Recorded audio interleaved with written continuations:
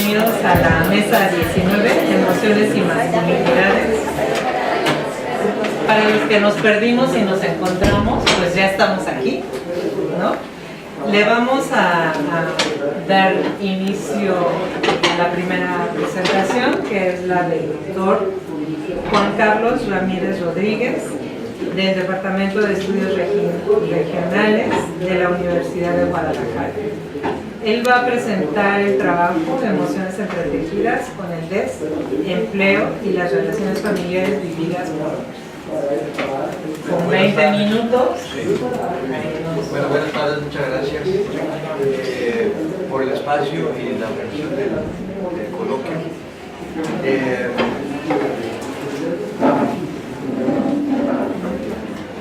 Lo que yo les quiero presentar es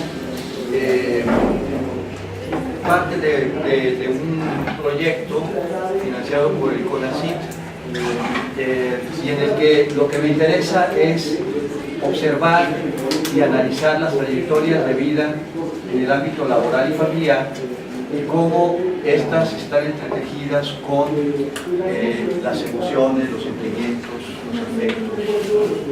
Y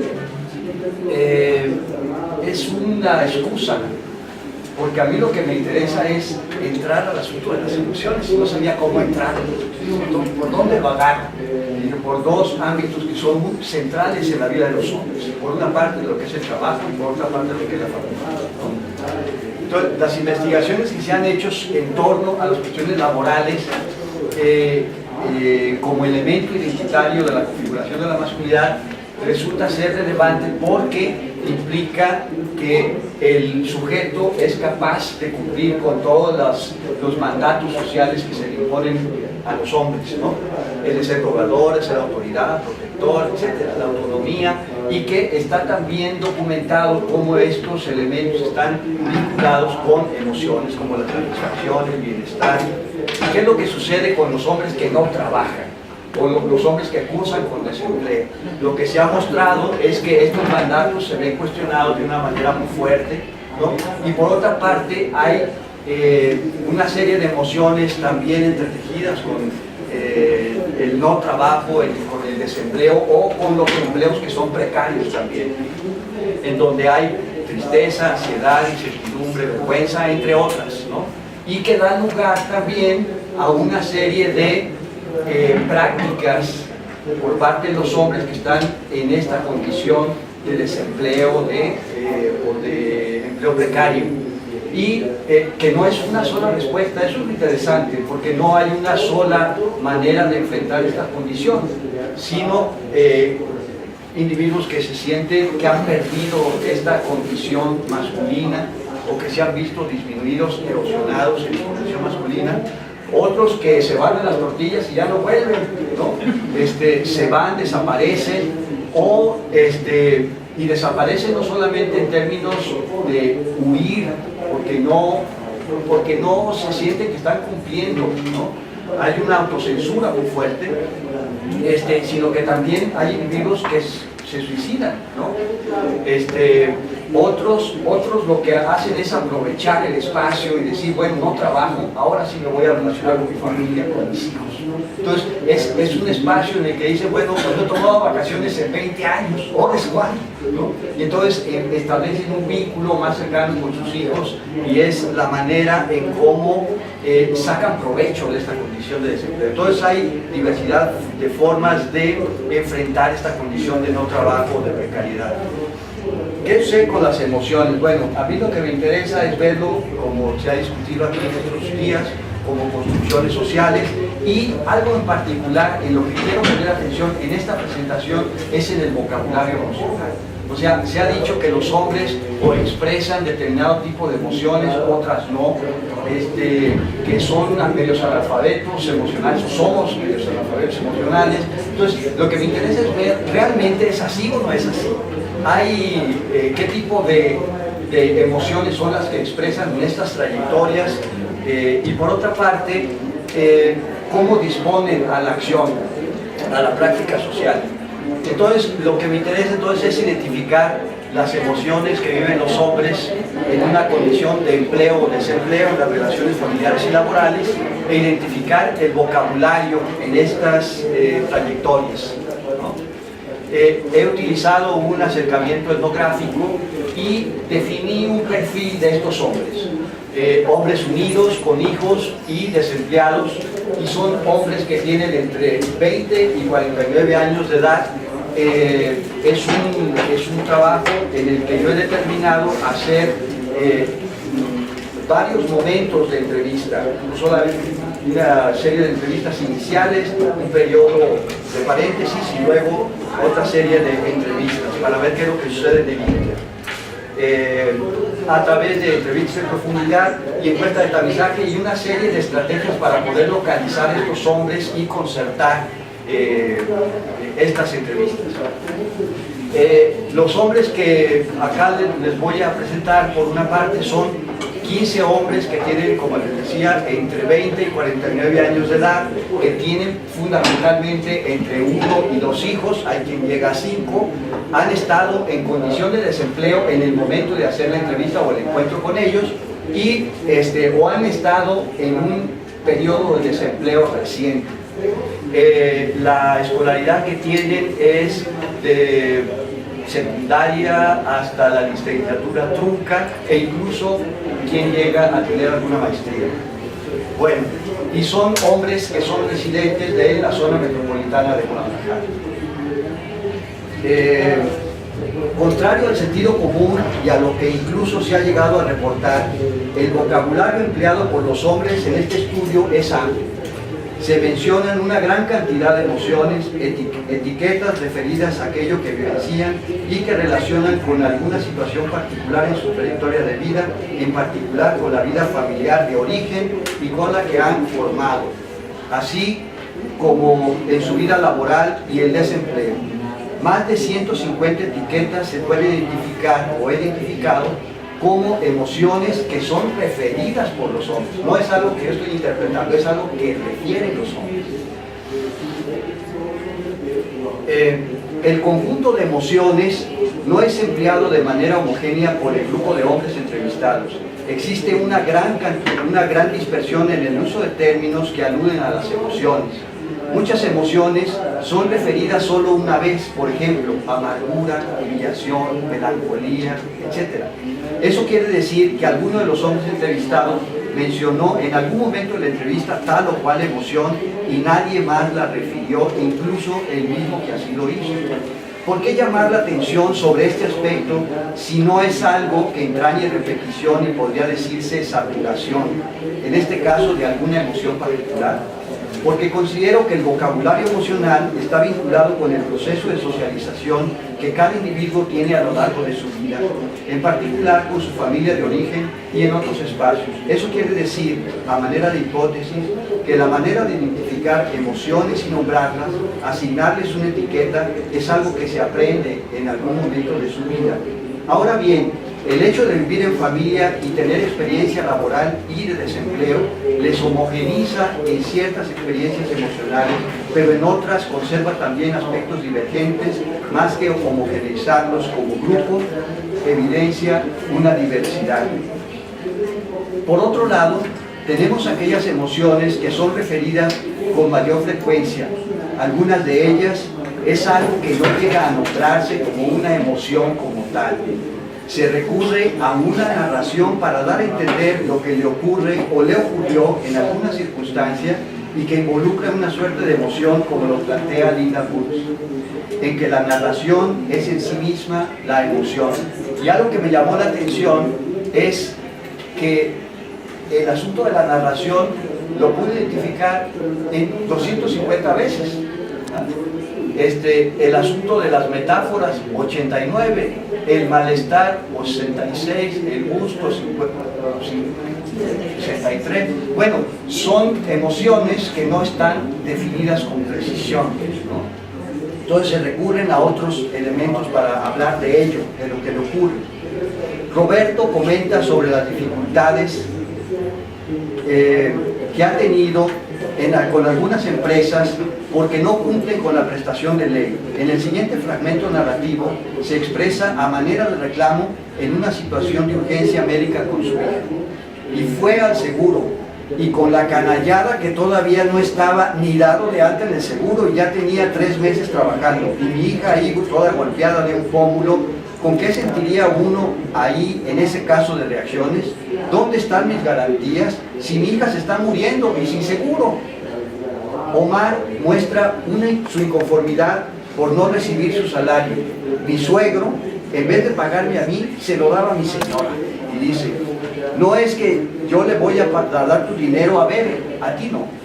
No, pues es que yo soy el que estoy trabajando. No, que no. Pues ¿sabe qué? Ahí nos vemos. O sea, ya ve, ya uno a esa edad es más rebelde y todo. Y dije, pues así no. El vínculo entre familia y desempleo colocan a Otoniel en una situación de tensión, pues cuando nació mi hija entré en crisis, la crisis económica, y vendí lo que tenía una computadora, la vendí, es decir, me quedé sin nada, el terreno lo perdí, ya no lo pagué, en fin, me deshice de todo lo que tuve ya lo deshice para obtener dinero porque no tenía trabajo.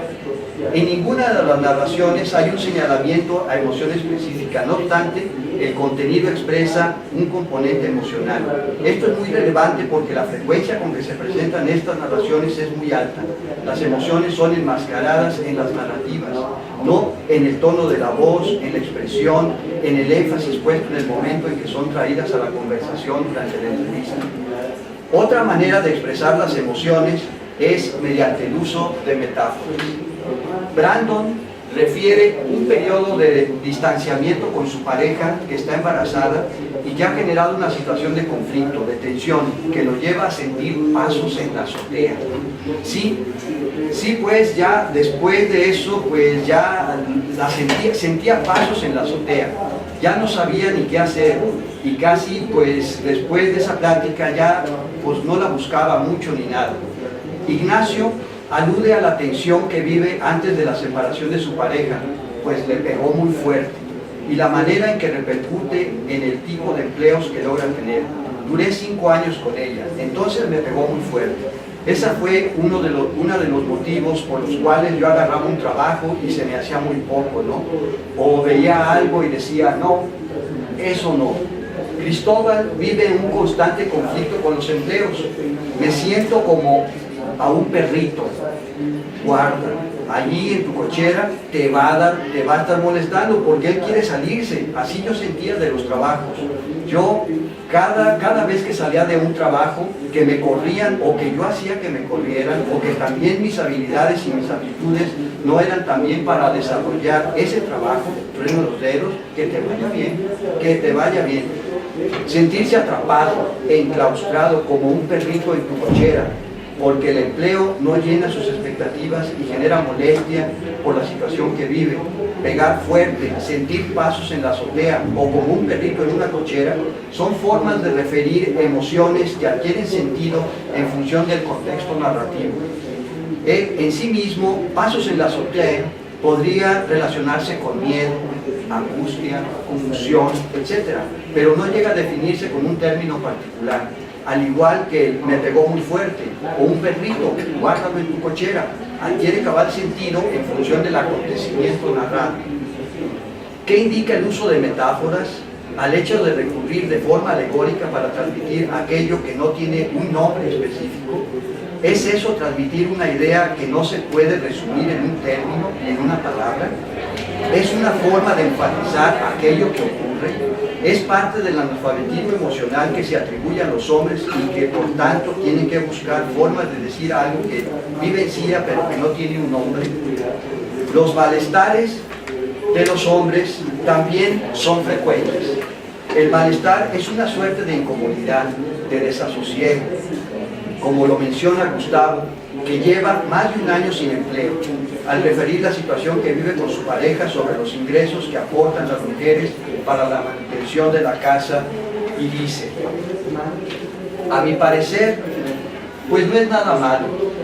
a mi punto de vista no es nada malo porque sí lo he vivido. O sea, mi esposa estos últimos meses que ha llevado la batuta, digamos, en cuanto a aportaciones, a pesar de que sí sí me he sentido yo mal, nunca me lo ha hecho ella saber, ni me lo ha echado en cara.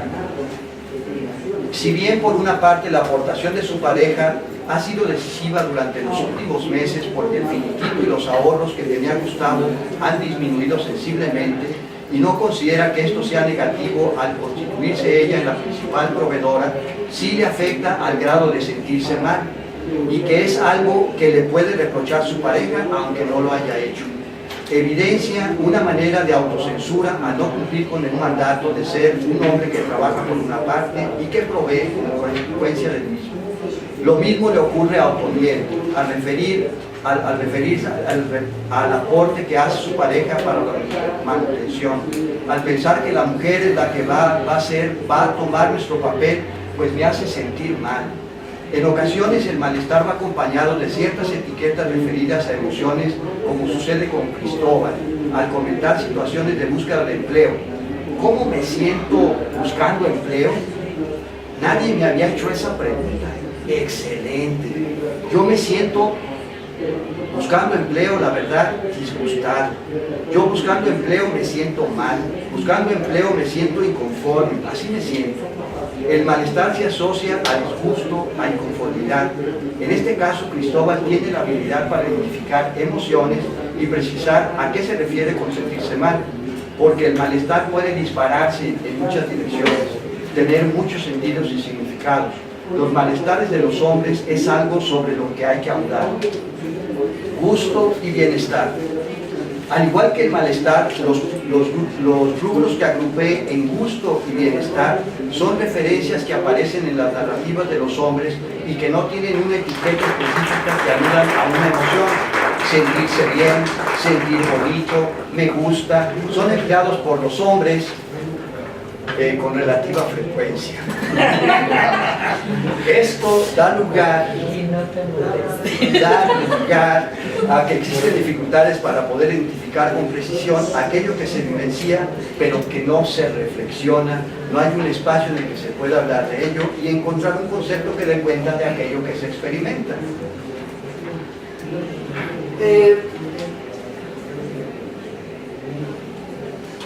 Traté de identificar cuáles son las emociones que refieren cuando se hace alusión a la familia y cuando se hace alusión al trabajo.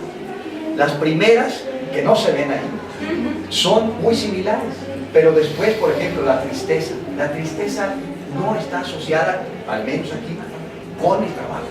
Está asociado con la familia. El dolor está asociado con la familia, no con el trabajo. O sea, habría que diferenciar entonces cuáles son aquellas emociones que se relacionan con una y otra.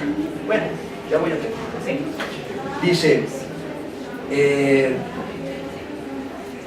el vínculo entre familia y no trabajo es muy importante.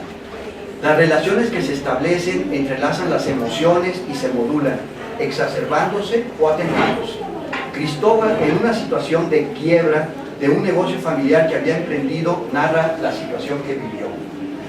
La clientela se fue, todo se fue, la casa se fue. Aquí viene algo interesante. Ahí ya estaba casado cuando se cae el negocio. Claro, era mi esfuerzo y el de ella, ¿no? De generar ingresos para mantenernos, para comer, para vestir, para esto y para el otro. Allí experimenté el miedo. Cuando se cae el negocio, cuando veo que mi único ingreso era el negocio. Yo ya estaba desempleado, tenía un miedo enorme. Dentro de mí creció un miedo de nervios. ¿Por qué? Porque había que llevar comida a la casa, porque todo se cae, las emociones vienen negativas, empiezas a tener emociones de que ya no quieres tener existencia. ¿Por qué? Porque esas son pruebas difíciles, son pruebas cansadas, son pruebas que te vienen, ¿cómo se llama? Te sientes mal contigo mismo. Tienes mucho miedo pues de que se pierda tu familia, y sí, se pierde, se lo voy a decir, se pierden muchas cosas y hay muchas necesidades. Hay depresión, hay inconformidad, hay frustración en un hombre. Yo le digo por mí, tuve tantos sentimientos negativos que simplemente lo que hice fue llorar, correr. Vaya, no es posible, me da mucho miedo esto. Aparece la sensación de pérdida. clientela, casa, familia, todo, sensación de derrumbe, el miedo, nervios, ya no quieres tener existencia, posible ideación suicida, malestar, depresión, incomodidad, frustración. También manifestaciones específicas de emociones como el cansancio, el llorar, correr, como una forma de escapar. Además, el vínculo con la familia, el mandato de proveer, la sobrevivencia, la condición de hombre que implica un desempeño específico asumido, el no trabajo como pérdida de un esfuerzo en el que ha empleado todos sus recursos e incluso haber abandonado una cierta seguridad de un empleo y por tanto vivirse como desempleado. El entrelazamiento de emociones, trabajo, familia, género, con mandatos específicos de la masculinidad son una muestra de la importancia que juegan las emociones no solo como accesorios de la vida de los hombres, sino como centrales en la vida cotidiana y que les impele su acción como sujetos a un condicionamiento social. En este sentido resulta fundamental elaborar un análisis más detenido sobre estas relaciones. En esta comunicación, y termino, se muestran algunas características del vocabulario emocional empleado por los hombres al referir sus trayectorias laborales y familiares. El vocabulario es amplio y diverso. A la vez hay una predominancia de emociones que no responden a una etiqueta, sino que recurren a una relación específica, a metáforas, así como referencias a malestares. Las narraciones expuestas permiten identificar la importancia que tienen las emociones para los hombres. No son ajenas a las mismas y se necesita hacer un análisis detenido, sobre todo de aquellas emociones que no tienen una etiqueta, ya que, como se menciona, son las predominantes.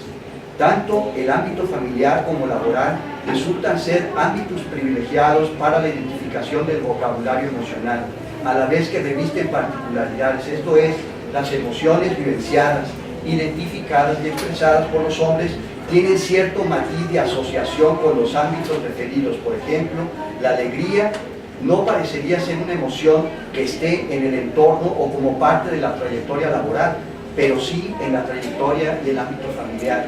Habría que explorar con detenimiento este tipo de posibles asociaciones, lo que resulta ser una hipótesis de trabajo. Las emociones también forman un amasijo con situaciones familiares y laborales críticas que sugieren la existencia de lo que Enríquez ha denominado como constelaciones, que es necesario describir y analizar con mayor detenimiento. Muchas gracias.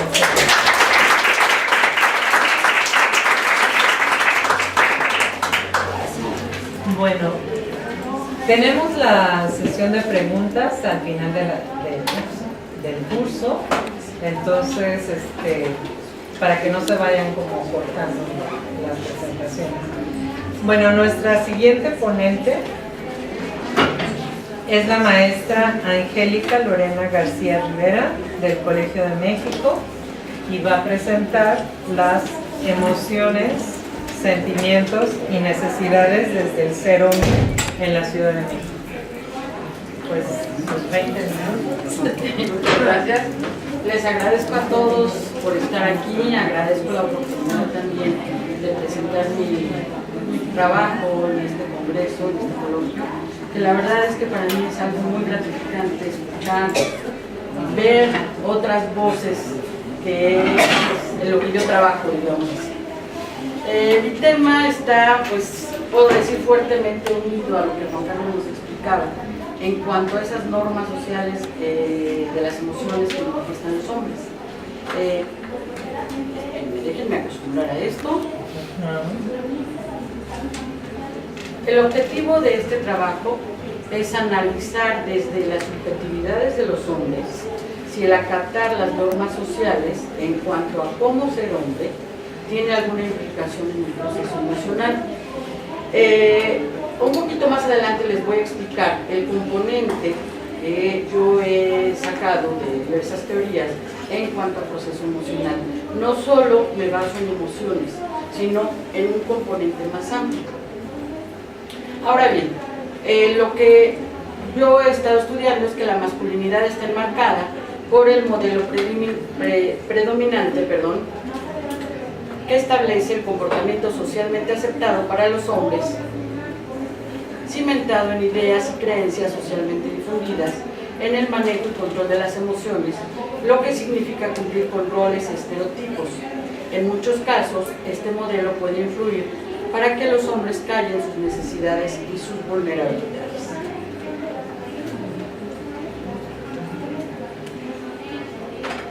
Existe una relación entre la masculinidad y el proceso emocional a partir de los significados que son atribuidos socialmente al ser hombre, tomando en cuenta la construcción de la masculinidad dentro del marco de la cultura prevaleciente.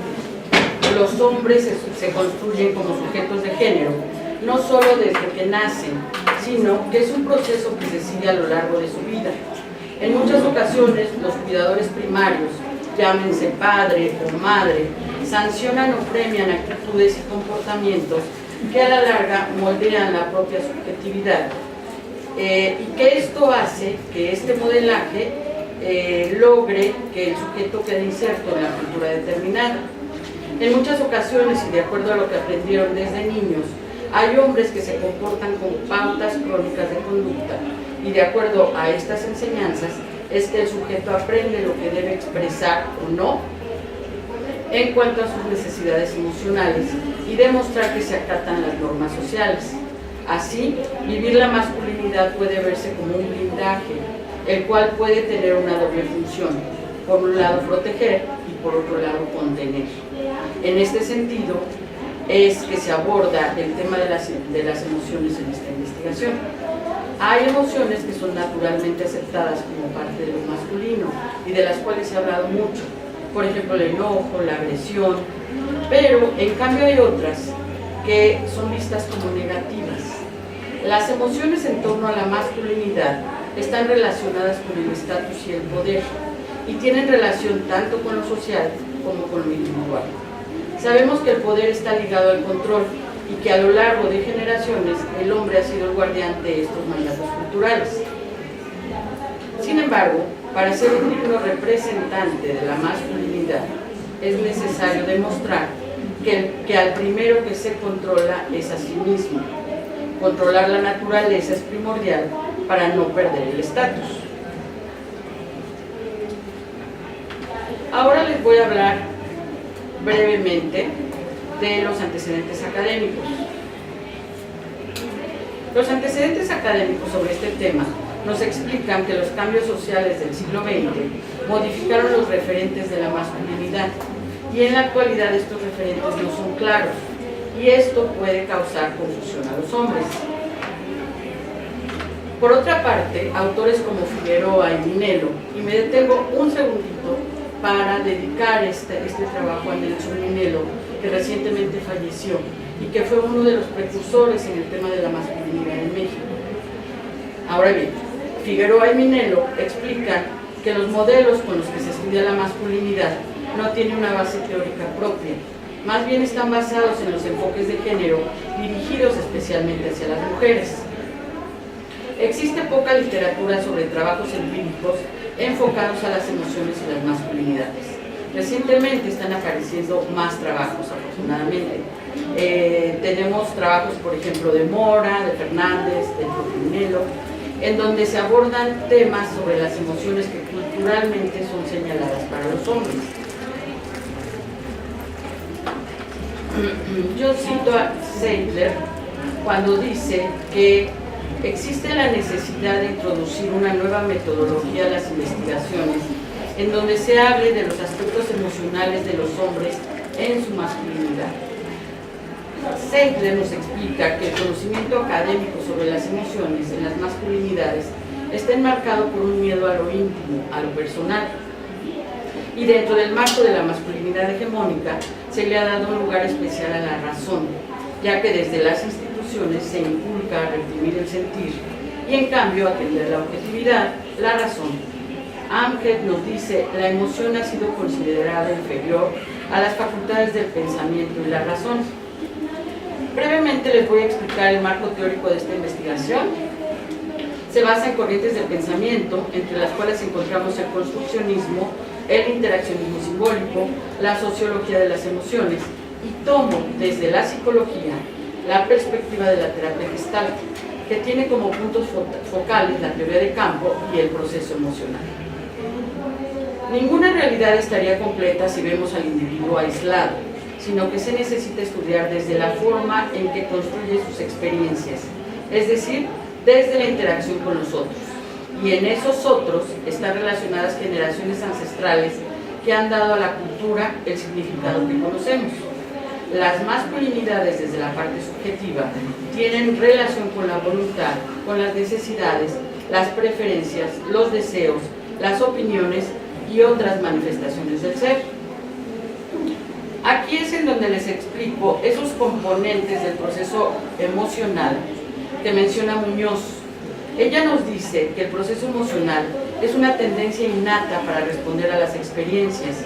En el proceso emocional encontramos las sensaciones, el segundo rubro, no se distingue muy bien la lámina, pero están las sensaciones que las podemos detectar a través de la percepción y que pueden resultar agradables o desagradables. Después de las sensaciones, ella sitúa las emociones, que son instintos y motivaciones, y que interviene también el sistema inmune y la regulación metabólica. Allí se encuentra el dolor y el placer. Posteriormente sitúa los sentimientos, que es una experiencia presente y que se refiere también a experiencias anteriores. Ahí es el lenguaje de la cultura, de los sentimientos. Posteriormente vemos la necesidad, que pueden ser psicológicas, fisiológicas o de trascendencia, siguiendo a Maslow. Y por último, la acción, que puede ser una acción constructiva, que lleva a la satisfacción, o destructiva, que lleva a la insatisfacción. Ahora bien, en este marco teórico tenemos que contextualizarlo, y en este sentido considero que en la sociedad mexicana hay un fuerte mandato cultural que exige ganarse el título de hombre. Para esto, los hombres deben demostrar su fuerza, arrojo, resistencia, agresividad, independencia, competitividad y sobre todo, y esa palabra la he escuchado reiteradamente en este congreso, no mostrar vulnerabilidad. Paso ahora a explicarles la metodología que he seguido para esta investigación. Esta es una investigación que surge a raíz de la tesis de maestría que realicé y que es de más alto alcance.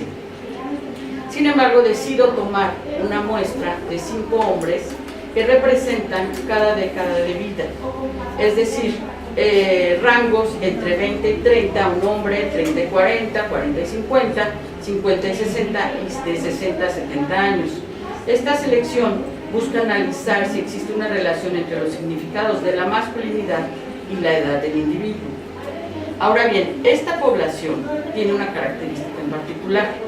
Todos son egresados de licenciatura del área de Ciencias Sociales y Humanidades.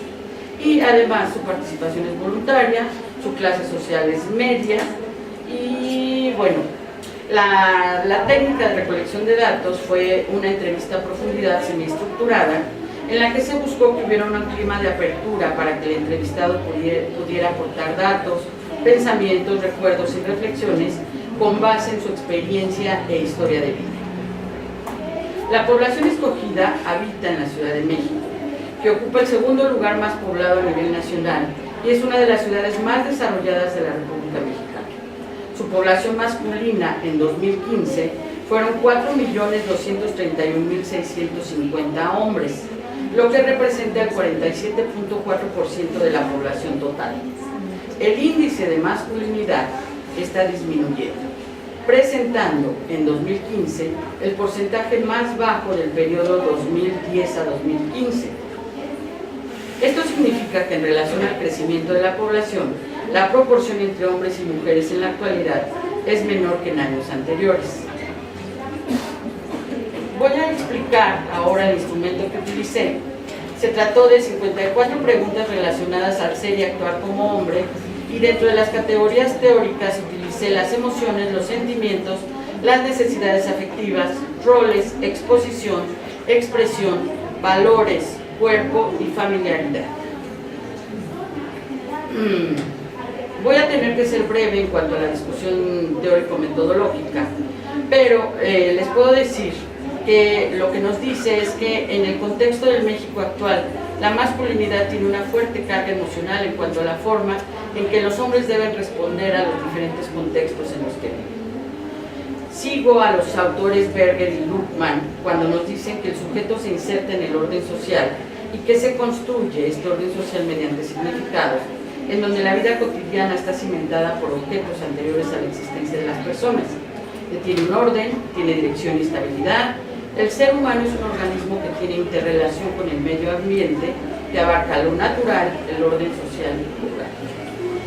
A su vez, los objetos tienen significados que se dan a través del lenguaje. Entonces, mediante el lenguaje clasificamos y diferenciamos objetos según su género. Aquí cito a Lamas cuando nos dice que el lenguaje tiene una función simbolizadora y permite que nuestras experiencias nos resulten perceptibles, y así la relación de los hombres con el lenguaje se convierte en algo incierto, porque su relación con sus propias emociones y sentimientos es incompleta, sobre todo cuando estas relaciones se identifican con lo femenino y por lo tanto les resultan amenazantes. Ángel nos dice que la emoción es reactiva, es una confrontación entre la dependencia y la autonomía, y es precisamente ahí donde situó nuevamente esta investigación. Sinai nos dice que los hombres, para cumplir el papel que aprendieron, tienen que desligarse de su interioridad. Paso rápidamente a hablarles de los hallazgos de esta investigación. Estos hombres reconocen que viven en un sistema de masculinidad dominante, en el cual desde tiempos remotos se ha ejercido el poder sobre las mujeres. Dentro de este formato cultural, ser hombre tiene un costo y un beneficio. Existen códigos de conducta para demostrar que son dignos representantes de esta cultura dominante. Esta cultura afectiva de la que estoy hablando les puede causar confusión, ambivalencia, pueden no demostrarlo o no mostrar sus emociones, y tienen una limitación en cuanto a su proceso emocional, sobre todo en lo que tiene que ver de cómo se muestran a los demás. Ahorita les voy a explicar brevemente cuáles son las palabras que más reiteradamente encontré en cuanto a la vulnerabilidad. Hay otras que tenían que ver con las aceptadas en la masculinidad, pero que no toco en este trabajo. Son las que ustedes pueden leer ahí y que tienen que ver todas con la vulnerabilidad, la inseguridad, la timidez, el rechazo, miedo, llanto, vergüenza, inadecuación, temor, dolor, incomprensión, tristeza, ternura, debilidad, incapacidad e impotencia. Puse algunos fragmentos de las entrevistas en donde en negrito ustedes pueden ver, sobre todo las dos primeras. El primero me dice: a veces me lastimaba y cuando ayudaba a mi papá me decía: no, aguántese, los hombres no lloran. Lo que me decía era como: tú no debes mostrar miedo, tú no debes mostrar que te duele, tú jamás debes llorar. El segundo nos dice: no me siento en la libertad de hablar de sentimientos, de cómo me siento. Poder decir: me siento incomprendido por mi mujer, pero no, lo voy a decir así, lo voy a decir: pinche vieja, me tiene hasta la madre. Entonces, esto...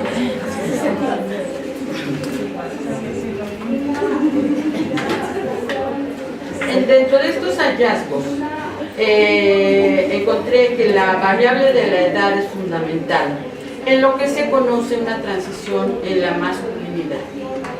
Hay una masculinidad, la tradicional, en donde los entrevistados que más grandes de edad eran, estaban más pegados a ese formato, y en cambio, entre más jóvenes eran, tenían una forma más moderna, en donde podían ellos decir: bueno, sí, hay cosas que no me gustan de la cultura, pero hay cosas que prefiero aceptar o no aceptar. Aunque una de las cosas que ellos me decían siempre es que entre hombres difícilmente pueden mostrar debilidad. Ellos reconocen sus necesidades emocionales, ellos dicen: sí siento las emociones, por supuesto, no es como nos decía Juan Carlos, un analfabetismo emocional, no, lo sienten, pero que lo expresen, que lo digan, es muy diferente, sobre todo cuando en esos contextos están ligados con otros hombres. Hay otra forma que ellos reconocen que pueden hablarlo libremente con hombres, que es a través del alcohol. Y dicen: bueno, sí, cuando me tomo una cerveza con mis cuates, pues no está tan mal visto el que pueda yo llorar, o el que pueda hablar de mi tristeza, o de mi depresión, o de alguna situación en particular de de ellos. También ellos dicen que pueden hablarlo con mujeres. En cuanto a estas emociones que vimos hace un rato, ellos se sienten más seguros si lo hablan con mujeres, porque ellos me dicen, las mujeres están más acostumbradas a hablar de sus emociones. Yo sé que si hablo con una mujer de lo que siento, no me va a criticar, en cambio un hombre sí me va a ver mal. Rápidamente paso a mis conclusiones, todo ha sido rápidamente ahora. Sí. Bueno, en las conclusiones encontré que estos hombres a los que entrevisté son seres en construcción y evolución permanente, que la masculinidad está en crisis, pero está tomando una forma diferente a la que conocemos, y que estos hombres a los que entrevisté están buscando su acomodo, no están rigidizando su vivencia y no están solamente acatando las normas culturales, sino que en el proceso de la vida cotidiana ellos están buscando cómo logran expresar estas emociones, cómo logran acomodarse a este nuevo formato. A su vez, el proceso emocional es el enlace entre el individuo y los demás, en donde este proceso causa inhibición y represión, y esto puede llevar, esta inhibición y esta represión, que ya no alcanzaré a hablar mucho sobre esto, a que estos hombres pueden ejercer violencia hacia sí mismos. En esta investigación más amplia de la que les hablo, hago una exploración a los censos de población del INEGI en cuanto a las muertes violentas, suicidios, enfermedades crónico-degenerativas, y me pregunto si estos hombres, al no estar atendiendo su proceso emocional, están siendo los candidatos idóneos para, primero, que baje el índice de masculinidad de población en la Ciudad de México, y segundo, que ellos hagan las estadísticas más grandes en cuanto a la violencia, en cuanto a las muertes por accidentes, en cuanto a los suicidios, en cuanto a las enfermedades crónico-degenerativas. Y por último, estos hombres se saben reproductores sociales y culturales de la masculinidad. No encuentro en ellos, más que en los jóvenes, como una tendencia a decir, pues sí me gustaría que cambiara, y para ellos la cultura les causa incomodidad. Ya, hasta ahí llego. Muchas gracias.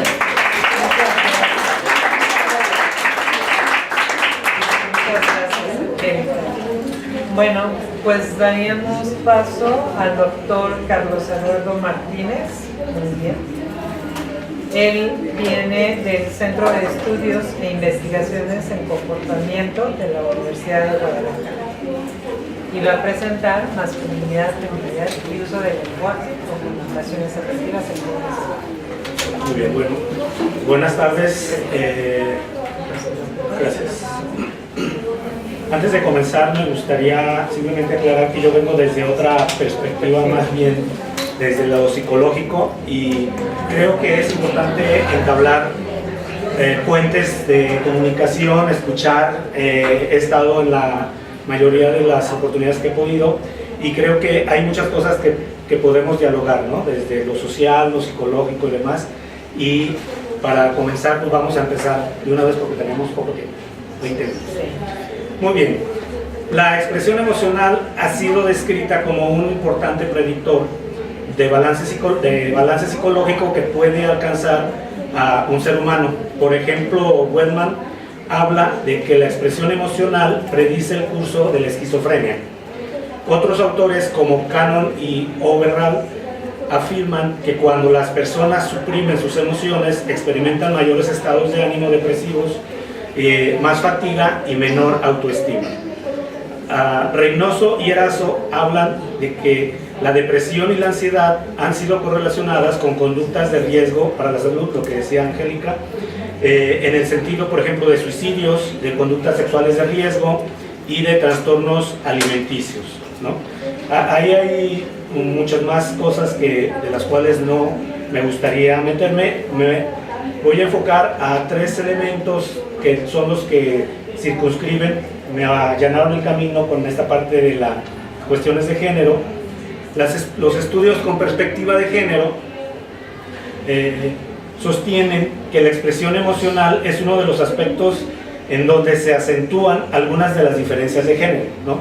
Ya hablaban de Seider, de Moreno, Amador, y bueno, recordemos antes que nada que el género refiere al conjunto de atribuciones que un grupo social les otorga a los miembros en función a su sexo, ¿no? Otro elemento importante es el de Otter, a traer en cuenta, es de Otter y Whittaker, al afirmar que un sistema de género es primero que nada un sistema de prestigio, y este sistema de prestigio está vinculado precisamente con las emociones y cómo las demuestran unos y otros. Otro pilar, no sé qué dice. Otro pilar, bueno, esa es la parte de la genealogía que nos vamos a brincar, lo voy a dejar un ratito para que más o menos vean por dónde andamos, determinado con Connell, por aquello de las masculinidades. Otro pilar que se sostiene este estudio que traigo acá, tiene que ver con el lenguaje. El lenguaje visto desde la perspectiva wittgensteiniana, al afirmar que es mediante el lenguaje que hacemos contacto con nuestro entorno y nos ajustamos a él. En palabras del propio Wittgenstein, cito: cuando primero empezamos a creer algo, no creemos una proposición única, es un sistema complejo de proposiciones. Fin de la cita. En este estudio podemos identificar cómo las nociones de género van adquiriendo por medio del lenguaje, pero no solo como un elemento independiente, es decir, el lenguaje no se adquiere por palabras aisladas, sino es todo un sistema de creencias, ¿no? Que más adelante, otra cita de Wittgenstein dice que los límites de mi lenguaje son los límites de mi mundo. En la medida en que yo domino el lenguaje, yo domino el mundo. Hasta donde tengo mi lenguaje, hasta ahí alcanza mi mundo, ¿no? Bueno, me voy a brincar a la parte de los objetivos porque el estudio, este estudio que traigo acá, es una divertimento, yo le llamo así, porque tenía un conjunto de datos que ya fueron procesados y a partir de algunos eventos que he ido me surgieron varias dudas, ¿no? Con esos elementos se planteó el objetivo de identificar si existen diferencias en el uso que hombres y mujeres le dan a las palabras con connotaciones afectivas. Lo que quería saber es cómo utilizan las palabras los jóvenes, ¿no? Bueno, de las mujeres jóvenes en Guadalajara.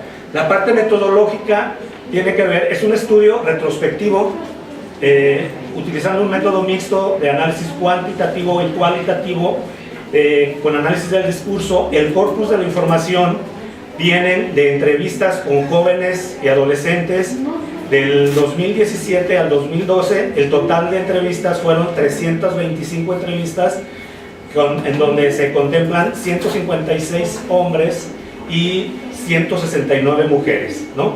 El trabajo fue analizado, bueno, con un software para análisis del discurso y esas cosas, el Max QDA. Entonces, el análisis consistió básicamente en identificar las diadas que proponen Díaz y Flores en este sistema tripartita que ellos proponen en el 2001, y yo tomé nada más 3 diadas, 3 palabras positivas y 3 palabras negativas, que era amor, alegría, valor, y 3 con valencia negativa, que era odio, tristeza y miedo, ¿no? Entonces, parte de lo que se trata aquí era de analizar, contando así tal cual, muy positivista la cuestión, cuántas veces decían cada palabra, y el otro análisis era saber, a través del análisis del discurso, en qué contexto usaban esas palabras. Y vamos a ver cómo puede que usen las mismas palabras, pero el contexto, la situación y el sentido que le dan las palabras es distinto en hombres y mujeres. También me quiero aclarar que los datos pongo a propósito en una mesa de masculinidad mujeres porque creo que el género es un constructo relacional, en el sentido de que tenemos que hablar de las dos caras de la moneda y también como para tomar un contraste, ¿no? ¿Qué dicen ellas y qué dicen ellos? Aquí tenemos, bueno, ese es el tipo de palabras que utiliza, pone las palabras principales, ¿dónde se anota? Para ver, aquí. Las palabras principales, amor, odio y sus sinónimos que ellos proponen. Sé que hay más otros sinónimos que usan coloquialmente, jerga y demás, pero bueno. De estas palabras, de las positivas, no me voy a quedar a analizar cada una de ellas porque aquí están. Sabemos, bueno, las mujeres hablan más en todos los rubros, ellas hablan más, dicen más palabras en todos los casos, ¿no? Lo que quiero llamar aquí la atención es, en valor, es el lugar donde hay menos diferencia entre hombres y mujeres, entre el 51% contra el 49%, y en miedo es donde hay más diferencia. Las mujeres refieren más palabras, ya sea miedo directamente o relacionadas con el miedo, en un 71% que en un 29%. Entonces, sí hay cuantitativamente diferencias en el uso de las palabras y sus sinónimos, pero no nos quedamos ahí. Esta es una pequeña gráfica de los sinónimos que plantean Díaz y Flores, y estas son algunas de las palabras que asocian con amor, que sea ternura. Solamente puse las que ellos decían, ¿no? Aquí lo que quiero llamar la atención tiene que ver con la palabra amigo. Las mujeres, que son las que están de este lado, amigo dicen 32% de las veces y amiga 43% de las veces. Mientras que los hombres, amigo lo dicen 64%, mientras los hombres dicen amiga 11% de las veces. ¿Eso qué? ¿Cómo lo interpretamos? El tipo de relaciones en el discurso. También cabe aclarar que las entrevistas eran en función a nociones de género y conductas sexuales de riesgo, conductas de riesgo en general, ¿no? De si se van a con los amigos, amigas, etc. Pero las mujeres, en sus ejemplos, hablan más de hombres y mujeres, y los hombres se enfocan más a decir los ejemplos de los hombres. Luego hicimos un análisis de la pura palabra amor, sin sus sinónimos, en qué contextos lo hacían. Entonces vemos que cuando ellas dicen amor, pues aquí están, lo podemos usar como erotismo en su relación de pareja, como enamoramiento, que les den amor. La mujer es amor, que bueno, ahorita vamos para allá. Mientras que los hombres, bueno, aquí están los porcentajes de cuando dicen una cosa y otra, los hombres y las mujeres. Ahora, de esta palabra amor, lo interesante es cómo la utilizan, y solamente voy a ser así como específico en esta palabra del amor como erotismo, que manejan hombres y mujeres. Algunos ejemplos, ¿no? Ella dice, está hablando de una mujer, esto es lo de mujeres, dice, ella dice que su primera vez fue con él, fue bien bonito porque lo hicieron por amor, ¿no? El amor te empuja a sentir placer, ¿sí? Entonces, ellas asocian el amor en contexto erótico como un elemento de amor, erotismo, amor, ¿no? Para poder tener erotismo, pues necesito estar enamorada. Dice, una prima tuvo sus relaciones a los 14 años, me parece que eso fue muy bonito porque fue por amor. Cuando los hombres hablan de amor en el contexto erótico, podemos ver que lo hacen directamente. Dice, le quería hacer el amor, como sinónimo de coito, ¿no? Es decir, ellos hablan del amor como erotismo, pero como sinónimo de relaciones coitales. Dice, que le dé la prueba de amor, o sea, que le pida a su novia que le dé la prueba de amor. Ya le ha hecho el amor a otros. Ahora, no todo está perdido. Hay algunos hombres, como en el caso de acá, o sea, no quiere decir que todos sean así tan machos. Dice, lo que hace satisfacer a una mujer es el cariño, el amor, ¿sí? Entonces, ahí vemos como, sí, ellas hablan más de amor en el erotismo, pero el amor como una posibilidad de vínculo. Y ahí yo lo pegaría con lo que hablaba en la mañana en la mesa de intimidad con Seida, ¿no? En el sentido de que ahí está la intimidad puesta como el erotismo e intimidad, y los hombres no manejan tanto esta posibilidad, ¿no? Bueno, aquí nos vamos a poder llevar toda la tarde, pero yo sé que tengo tiempo limitado. Entonces, en cuanto a su contraparte, el odio, bueno, aquí están los números. Básicamente mencionan básicamente los mismos, donde hay más relaciones con la burla. Vamos a hacer el mismo ejercicio. ¿En qué contextos hablan del miedo? Del odio, perdón. voy a permitirme leer un poquito para no disgregar tanto.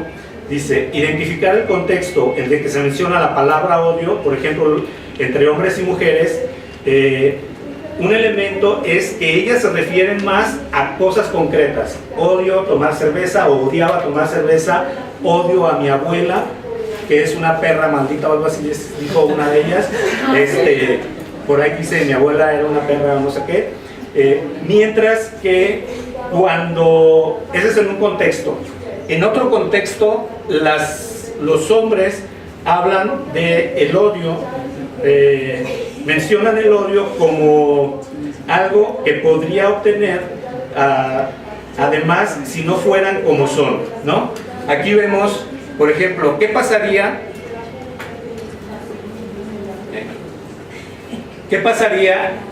si en algún momento lo hicieras, es decir, no ser caballeroso? Dice, pues no sé, todos me odiarían.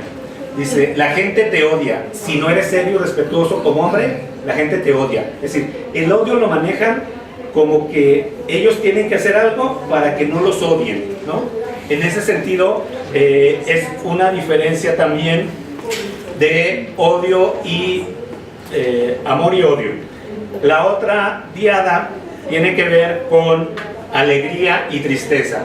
Aquí en alegría también las mujeres en general emiten más palabras, más sinónimos de esas palabras, sobre todo en el contexto de la diversión, y algunos de los elementos ya en el discurso tiene que ver con, lo manejan como en dos expectativas, ¿no? La alegría la manejan como un atributo de emparejarse, como yo busco a una pareja que sea alegre, tanto hombres como mujeres, ellos son muy parecidos en cuanto a que buscan a alguien alegre, prefieren las personas alegres que serias o tristes. Ese es como un primer elemento de la alegría. Y otro elemento de la alegría tiene que ver con que ellas asocian la alegría con consumo de drogas. Por ejemplo, dicen, yo soy muy alegre, y a veces me dicen que si estoy drogada o cosas por el estilo. Dice, cuando tomo se siente y estoy alegre, ¿sí? Entonces la alegría la manejan o la contextualizan en función de consumo de sustancias o una propiedad, una cualidad de la pareja. Los hombres también, y dice que, bueno, en las fiestas para estar más alegre, pero sin embargo trato de mostrarme alegre. Aquí un elemento importante en cuanto a la diferenciación de hombres y mujeres es que dicen la cuestión de la alegría, pero la contraparte del rudo. Dice, el hombre como que va dándote cuenta de que ser rudo y crudo no tiene que ser en todas partes. Dice, tengo que ser, en las fiestas tengo que estar alegre. Y el otro dice, duro como una piedra en cuanto a mis sentimientos, sí. Sin embargo, trato de mostrarme alegre con las personas. Es decir, a pesar de que dicen que tienen que ser alegres, está el contraste del otro mandato que todavía está vigente en algunos de los jóvenes, ¿no? En el sentido de ser duros, rígidos, tanto en la parte emocional sobre todo, ¿no?, como en la parte física. Bueno, aquí está la parte de la tristeza. Aquí me gustaría nada más llamar la atención que solamente una mujer dijo, bueno, dos mujeres dijeron que la tristeza era un atributo favorable a los hombres en el sentido de que tuvieran los ojos tristes, que a ella le gustaban los hombres que tienen los ojos tristes, ¿no? De hecho, aquí en México hay una canción que es, bueno, había una canción de Muchachos de los Ojos Tristes. Otra cuestión que quiero llamar la atención aquí es que los hombres, curiosamente, demandan más de la pareja el apoyo cuando están tristes. Si vemos aquí los relatos de ellos, dicen que ¿para qué sirve una novia? Dice, para hablar con ellas y para cuando estás triste, o sea, para que te escuchen cuando estás triste. Y eso se repite en varios testimonios de ellos.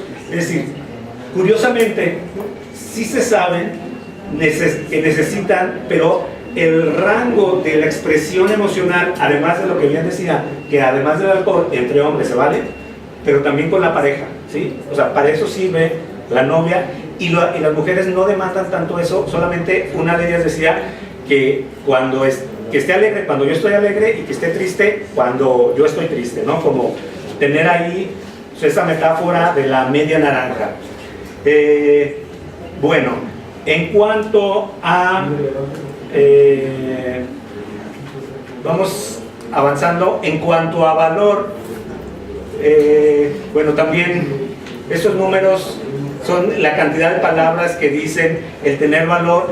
Aquí hicimos, hay 3 acepciones de la palabra valor, ¿sí?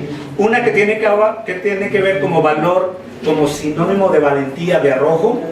Otra que tiene que ver con valor como un sentido de valoración de las personas en términos de dignidad. Y otra que la usan valor como sentido del conjunto de valores de las normas sociales, ¿sí? En ese sentido, aquí las mujeres hablan mucho de que se deben dar a respetar, que una mujer que no es virgen, los hombres no van a tomar en cuenta, que una mujer que hace esperar al hombre, los hombres la van a valorar más que si es una mujer fácil, ¿no? En ese sentido, los hombres no tienen tanto ese mandato en cuanto a la parte del valor. Y bueno, aquí el miedo también es muy interesante, porque el miedo ellas lo relacionan mucho con cuestiones de abuso sexual, tanto porque sus amigas o conocidas han pasado por esos episodios, como porque no quieren tener relaciones por miedo, ¿sí? Mientras que los hombres lo asocian más a el miedo a la homofobia, por ejemplo, ¿sí? Es muy recurrente que los hombres, cuando mencionan la palabra miedo, está muy relacionada con homofobia, ¿no? Porque me daría miedo que un día dijeran que estoy solo o algo así, y que sepa que soy homosexual y que me coja. O sea, dentro de las fantasías, el quedarse solo con un otro hombre que es homosexual, pues le daría miedo, ¿no? El miedo, otra cuestión del miedo es que los hombres no sienten miedo, que sigue estando un mandato muy fuerte en ese sentido, que no se ven las mujeres, ¿no? Un hombre, esta cuestión de Juan sin miedo sigue estando muy presente ahí en esta cuestión. Bueno, y otra cuestión también importante del miedo para los hombres es que tienen miedo a hablar. Quizás por eso dicen menos palabras, o sea, está relacionado, ¿no? Vamos ya a las conclusiones. A manera de conclusión, bueno, si al iniciar este análisis de este corpus de datos imaginaba que sería complicado dar cuenta de esta cantidad de información, el tiempo que implicó para hacerlo, lo fui confirmando, y claro, fue mucho más difícil de lo que yo pensaba. Aunque fue mucho más trabajo, el producto es mucho más modesto, ¿no? Sin embargo, creo que tiene sus ventajas, porque podemos ver cómo en la realidad las teorías no terminan de permear en el imaginario colectivo del discurso de los jóvenes, ¿no? En ese sentido, creo que haría falta, yo lo voy a seguir por aquí un ratito siguiendo a hacer el análisis, porque aquí falta saber cuando dicen miedo de ellos o de las parejas, ¿no? En ese sentido, y es muy sintomático que cuando ellos refieren la necesidad de mostrarse alegres ante los demás, sale a reducir la otra parte del mandato de género, en el sentido de que los hombres deben ser duros y rudos y no tienen miedo, ¿no? En cuanto al valor, para referirse a su aprobación con su comportamiento, requiere de los otros, es decir, el valor como un mandato para construirse como hombres. Bueno, quizás en la discusión podamos ahondar en otros detalles. Gracias. Bueno, nuestro siguiente ponente es Max.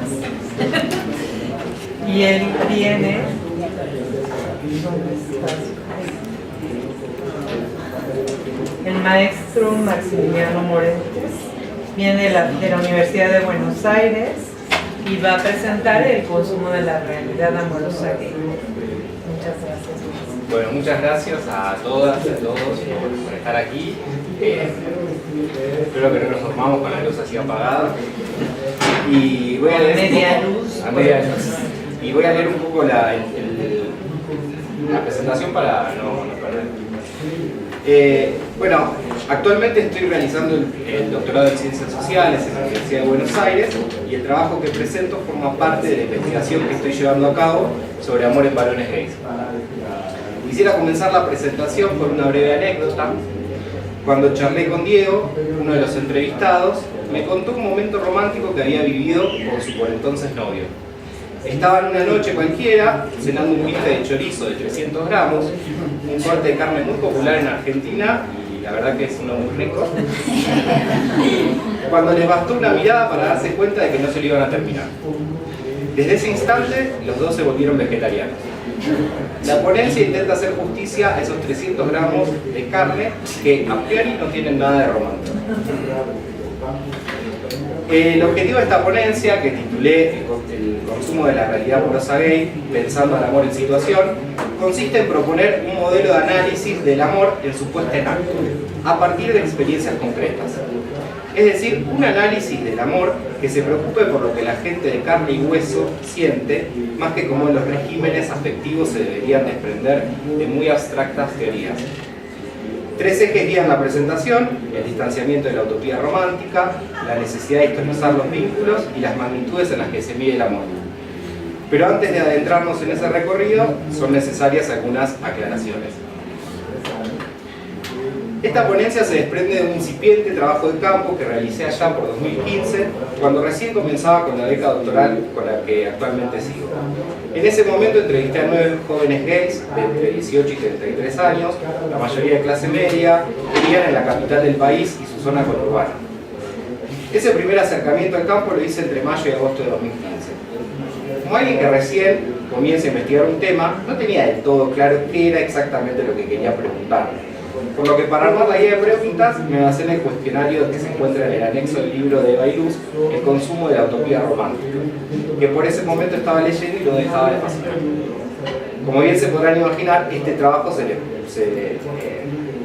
que les presento propone una suerte de paráfrasis del título del libro de Eva y Luz. ¿Pero a qué se debe? Además de ser una estrategia discursiva, el título del trabajo responde a una inquietud que me generó ese incipiente acercamiento al campo.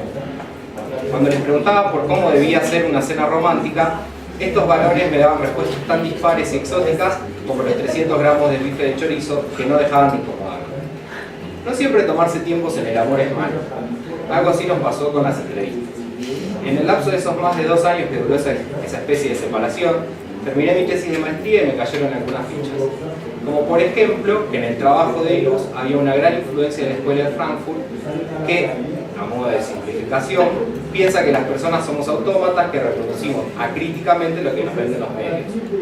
Al darme cuenta de esa impronta, recordé los 300 gramos de bife de chorizo, pero no como una falla al modelo de la cena romántica, sino a partir de otras lentes conceptuales que nos permiten entender de otra manera la cultura de masas, como por ejemplo los estudios culturales británicos.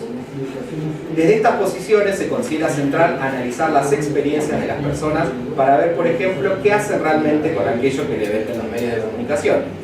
Centrarme, por lo tanto, en las experiencias me condujo a pensar la necesidad de analizar el amor en acto para entender cómo se lo vive realmente. A lo largo del trabajo propongo la noción de descripción, tal como la entiende Bazán, en clave con el pragmatismo. Es decir, un ejercicio de describir el modo en que mis entrevistados me han dicho que vivieron el amor, sin caer en una vez esforzada sobreinterpretación. Pienso esas descripciones como una propuesta epistemológica que también repone un posicionamiento ético, tomar a los entrevistados por lo que no dejaron de ser, personas que sienten el amor. En este primer eje intento ver que la existencia de la utopía, sumamente codificada al punto de prescribir cómo debería ser una cena romántica, no agota el modo en que se experimenta el amor. Y eso lo podemos ver a partir de algunos distanciamientos que han mostrado los varones a los que entrevisté. Elías, de 25 años, había aceptado trabajar muchísimas horas como secretario de una diplomática en el Ministerio de Relaciones Internacionales de la Nación para poder mantener un buen nivel de vida y darse gustos. Pero entre esos gustos no estaban las cenas románticas a la luz de las velas. Él proponía un distanciamiento irónico al referirse al cliché de las velas como una huevada, una forma coloquial de decir que le parecía un sinsentido. Diego, un artista performático de 27 años, el mismo del bife de chorizo, me decía que una cena romántica podría ser incluso en el bodegón de la vuelta de su casa que, con una luz fluorescente, promete todo menos intimidad. Para él lo que le importaba era ver eso romántico encuadrado en un vínculo específico con alguien específico, y de ahí se derivaba que la situación marcara romance. Para Bautista, historiador también de 27 años, la cena romántica le generaba cierta pesadez, básicamente porque le parecía algo muy formal y con mucha carga.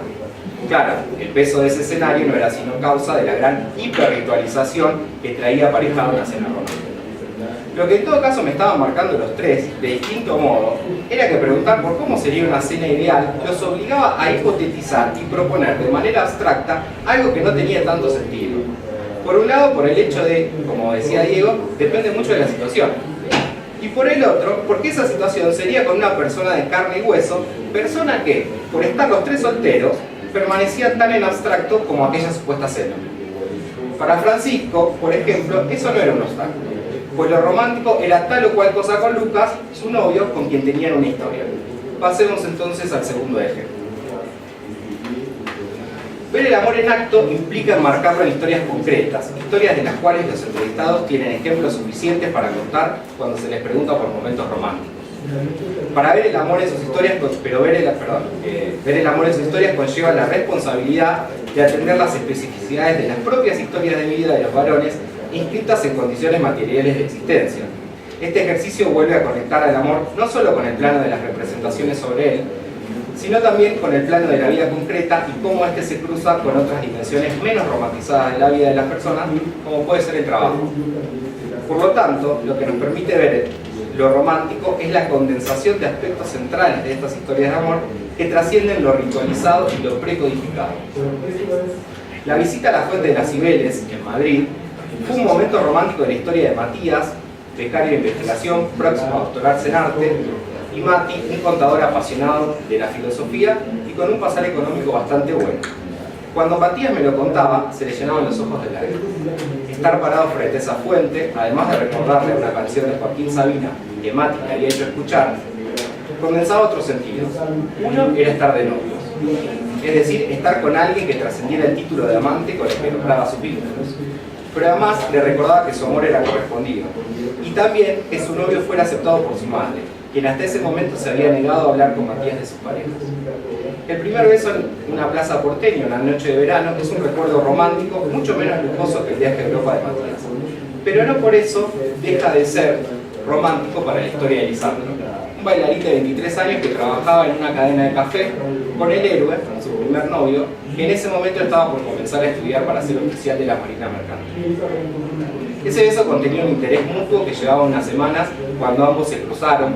Bueno, se chocaron porque Lisandro corría a una clase de danza para no llegar tarde. Luego de ese accidente, ya dentro del salón, sus miradas se encontraron en el espejo.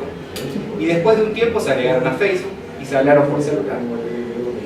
Ese beso no condensaba solo pasado, sino también futuro. Comenzar esa relación fue lo que motivó a Lisandro a contarle a su mamá que era gay y, ante su rechazo, terminar escapándose de la casa y vivir unas semanas en la calle.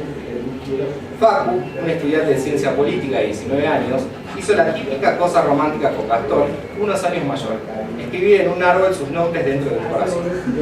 Claro que lo romántico venía del triunfo de Facu por sobre Facundo, el novio de Gastón, al momento en que se conocieron cuando volvían de bailar. Gastón estaba buscando amigos y en ese lugar se puso Facu por un tiempo. Medio por placer, bueno, porque le gustaba Gastón, y medio por obligación, no podía hacer otra cosa. Pero después de un tiempo abandonó ese lugar de amigo para convertirse en un tercero y luego, cuando Gastón y Facundo rompieron, en su noviecito por unas semanas. Por esos días tallaron en el árbol sus nombres. Algo que define a las tres historias es el carácter heroico del amor. Es decir, establecer una unión con alguien no debido, en tanto y en cuanto tanto se presuma la heterosexualidad obligatoria. Recuperando la faceta revolucionaria del amor romántico cuando las parejas se arreglaban, podría pensarse, como sugerencia, si un aspecto específico del amor gay no se relaciona con su heroísmo. Pero no todo en el amor es tan grande como los héroes. Muchas veces, cuando les preguntaba por escenas románticas, estos varones las conectaban con cosas, en un sentido amplio. Pero esa conexión no era arbitraria, sino que se inscribe en una lógica mayor que permite ver modelos de amor específicos en el que se sitúan de manera concreta. Elías, aquel joven que trabajaba en el Ministerio de Relaciones Internacionales, como buen escorpiano, defendía un modelo de amor bien pasional. Para él, el amor era estar completamente arrebatado por la pasión. Cuando le pregunté cómo se daba cuenta de eso, me dijo que su cuerpo lo sabía, pues era como tener un líder sindical haciendo una manifestación o un piquete dentro del cuerpo. Esa intensidad, abrazada por Elías y por uno de sus exnovios, Arturo, un colorista profesional de 30 y pico, lo llevaba a veces a tener que buscar creativamente lo romántico en los detalles. ¿Pero por qué? Básicamente porque con la misma intensidad con la que se amaban, gastaban. Y muchas veces, hacia el final del mes, llegaban con poco dinero y un detalle romántico podría ser acompañar al otro al trabajo en transporte público. Francisco, analista de siniestros en una empresa de seguro nacional de 17 años, proponía otro esquema para definir el amor. Tras un año y pico de novio con Lucas, un estudiante de comercio exterior, 2 años menor y empleado administrativo en un hospital privado, el modelo amoroso había ido cambiando. Claro que había sentido y sentía pasión por Lucas, pero para él el amor era más como una planta que debía ser regada constantemente. Bajo una lógica de trabajar el amor, Francisco sentía que la diferencia estaba en los detalles que emergen en la cotidianidad con mucho color. Es en esa escala que se mide el amor. Incluso para Matías, un bailarín de 31 años que trabajaba de responsable de salón en un café de una librería. Para él lo romántico eran esos gestos simples, como regalos pequeños, que logran que quien lo dé deje de ser visto como cualquier otro y se convierta en alguien especial. Esas cosas incluyen pavadas, como por ejemplo una grulla de papel naranja que él le dio a Marcelo, por ese entonces su alguien especial, que tenía una empresa de eventos. Manu lo ayudó armando grullas de papel para uno de los eventos, pero hubo una hecha con un papel naranja que tomó de su trabajo, a la que llenó de te quiero. Esa grulla, al igual que otras pavadas, alimentaban su amor. Esto nos permite ver, y este es el tercer y último eje, que a pesar de frases como que el amor no se puede medir, sí tiene magnitudes específicas. Y es en las escalas de las pequeñeces, de los detalles, de lo simple, que el amor se va poniendo en acto. Esto, como vimos, nos permite situarlo en un régimen de grandeza específico que conecte con un ideal de amor concreto en los que logra destacarse el carácter genuino y desinteresado. Una serie de conclusiones se desprenden de este trabajo. La primera de ellas radica en pensar el rol de las representaciones que se tienen sobre el amor. Mi interés no es sugerir que se deban abandonar, sino pensar que la represión en sí, la representación, en sí misma no agota el modo en que se vive el amor, por lo que es necesario ver cómo este es cuestionado. La segunda de las conclusiones tiene que ver con que, volviendo a la cena, el amor como ideal debe ser encuadrado en condiciones concretas de posibilidad. Esto significa básicamente atender el con quién y en qué momento podría emerger lo romántico. El tercer punto que quiero destacar, emparentado con el anterior, es que el amor en situación debe ser enmarcado en una trama específica, en una historia de amor en particular. De ahí se desprende la necesidad de volver a conectar el amor con otras dimensiones de la vida, pues si nos olvidamos de ellas, no logramos entender el sentido que se condensa en momentos románticos específicos. Finalmente, lo romántico suele traducirse en cosas, y tal como vimos, esas cosas no deben ser muy grandes para transmitir el amor. Por el contrario, la magnitud de las cosas en las que se juega el amor es en lo pequeño, dejándonos ver que eso nos conecta con modelos específicos de concebir el amor. Sin más, y como sabemos que para el amor la gratitud es un componente central, les agradezco por su atención. Pues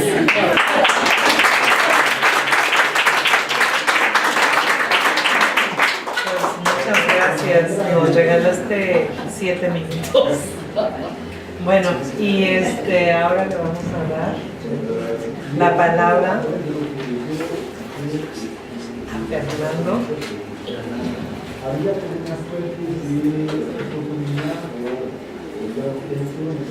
al doctor Fernando Huerta Rojas, que viene de la Universidad Autónoma de la Ciudad de México, adscrito al Centro de Estudios Interdisciplinarios de Género y a la Academia de Arte y Patrimonio Cultural. Pues, Fer, Sí, muchas gracias. tú y yo somos uno. No te preocupes, ese es de Juan Carlos, pero Gracias. Aplaudan. somos cuates, entonces compartimos hasta el mismo PowerPoint. Miren, gracias, sobre todo agradecer nuevamente a la doctora Viva y a la doctora Rocío este gran esfuerzo que implica reunirnos aquí bianualmente, ¿no? A visitas recíprocas, una vez acá y otra vez en Guadalajara. Y la otra parte es un gusto enorme de compartir la mesa, ¿no? Con amistades que tenemos, algunas de ellas, varias lunas de otros son lunas inmediatas. Muchas gracias. Bueno, un poco de trampa y como estudio deporte haré uso de mis 3 kilos fuera y 2 para poderme dar un tiempo más para poder no decir. Miren, lo que alguna vez iniciamos con un proyecto junto con una idea inicial de Juan Carlos Ramírez, que me acabo de exponer, fue pensarnos en un proyecto sobre lo que implica efectivamente la escena de las emociones y los sentimientos en el marco, en cómo los hombres nos construimos como hombres, como tales, y cómo nos vivimos y lo que implica efectivamente el carácter sentimental, sobre todo ligado a lo que son los aspectos amorosos, cómo como hombres concebimos, entendemos, practicamos, deseamos y no estos asuntos ligados a los aspectos del amor, del deseo, pero sobre todo en el marco de lo sentimental. Entonces, ya saben que cuando uno hace un proyecto de investigación, es como hacer fiesta, uno hace un pastel grandote y uno le va haciendo rebanadas, ¿no? Y uno lo va presentando de esa manera. Entonces, yo he deseado, digamos, conocer cómo se transita, cómo se concibe esta parte de la experiencia amorosa de los hombres en 3 géneros musicales, que es la música o el género ranchero, el bolero y la balada, porque me parece que son construcciones que dan cuenta de qué manera el histórico de la condición genérica de los hombres ha permitido elaborar formas masculinas de una situación vital en la que las vivimos. Entonces, parto del hecho de pensar que la música ranchera, ¿no?, es uno de los momentos en donde este país, en un proceso medio de independencia, medio de modernización, ¿no?, transitan entre esta música ranchera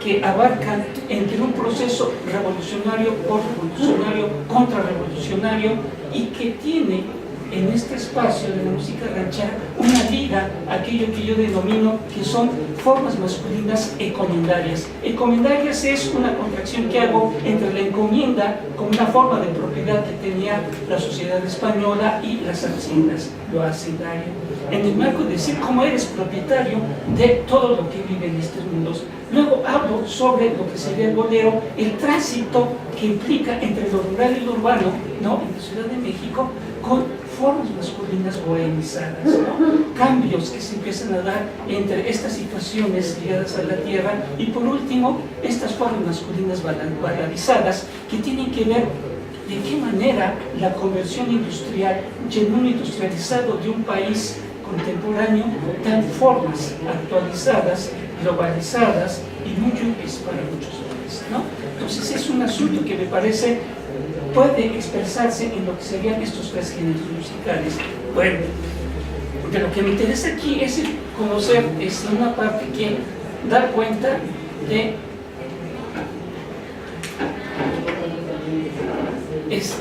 primero son primeras reflexiones de cómo es que los hombres, a través de la música, a través del canto, a través de la elaboración de la literatura, dan cuenta de esas formas de expresarse amorosas, ¿no?